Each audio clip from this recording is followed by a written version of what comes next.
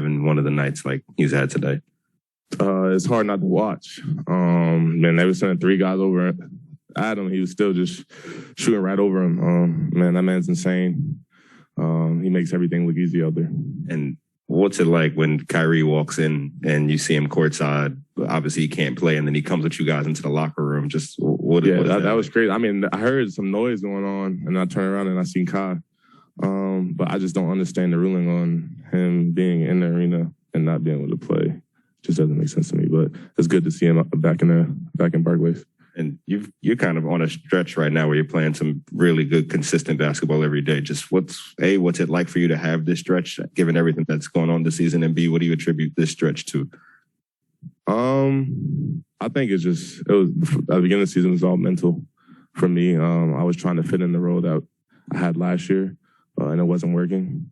So I got kind of frustrated, and that's when I kind of got out of the rotation. Then I went to Smoke, one of the coaches. I was like, bro, I want to get better.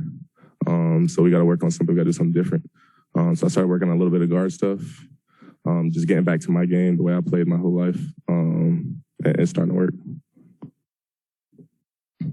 Digging down on that, when you said you were, kind of trying to play the role that you had played last year that wasn't working, was that because they were using you differently? No, I just think teams scouted it, and we had less shooters than we did last year. I mean, last year was Jeff, Joe, and then when Joe went down, sometimes I was playing with JJ or DB, which they're slashers like I am. So they're just, the big would come early, and I'll try to float, but I mean, I'll shoot an air ball. So. And can you just give us your vantage point on the play where you got the deflection where Fournier was kind of trying to pass back inside? Yeah, so we were in 1 through 5 red before the ball gets in. And Fournier kind of got me on the move going to the corner. I kind of fell asleep, and then I seen Nick kind of pinned in. He did get around, but I didn't think he could get there, so I just ran out, and then I knew Mitchell was wide open since me and Nick were next to the ball. So I just tried to get a hand up. You said you heard the noise and then you saw Kyrie. Did you know he was going to be here at some point? Just didn't know when, or were you? No, I didn't know. I didn't know at all.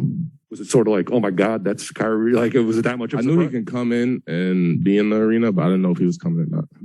Does it happen a lot in games where you hear noise in the stands and you don't know what's going on because it's not something? That's different. Kai's in the building. Yeah, it was just good to see him back in here. One more. What have you seen from Nick in these last couple of games? Where he played pretty well against the Sixers, and then again tonight. He's just being aggressive. When Nick comes in, he can guard multiple 1 through 5. When he rolls, he's looking to score the ball because he is 7 feet. Nobody's stopping him down there. He's super athletic, great player. I'm just happy to see him back out there and healthy. Bruce, the stretch where you've been in the lineup has been since the trade deadline when you guys got Andre. What's it been like playing with Andre Drummond? What do you feel like he's kind of brought to the team? Yeah, I mean, Dre knows exactly how I played with me in Detroit when I was the primary one. He just tells me to be aggressive every night.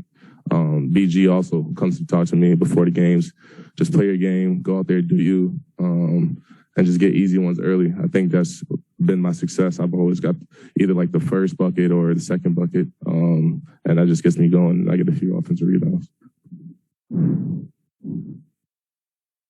Bruce, you were in a zone in the third quarter. You were even attacking Julius Randle. Can you walk us through that moment? What's going on through your mind when you're in a zone like that? Yeah, they're just doubling Kev. And I just started flashing to the middle. And I knew Julius Randle didn't want to foul. So I just get right to my floater. He wasn't going to jump or contest a shot at all. So I just get to my spot and finish the shot. There you go.